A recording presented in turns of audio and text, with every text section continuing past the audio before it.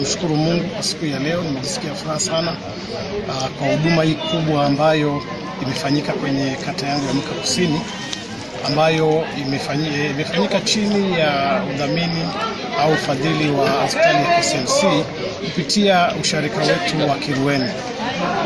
Kama mlivyoona, mwitikio wa watu ni wengi sana ambao walipopata taarifa hii wameitika kwa wingi kwa ajili ya kuja kupata huduma mahali hapa. Kama mlivyoona, tunajenga pia na mama na watoto kama mlivyotembelea maeneo yetu haya, lakini pia tuna ambulance, tuna mpaka mashine za mortuary ambazo zinasubiri kufungwa tayari kwa kutumika. Kwa hiyo ni hospitali ambayo tunatarajia kwamba tukiweza kupata madaktari wazuri, hasa mkono wa serikali ukiweza kuingia hapa ikapandishwa ardhi na kuwa kituo cha afya, inaweza ikahudumia watu wengi.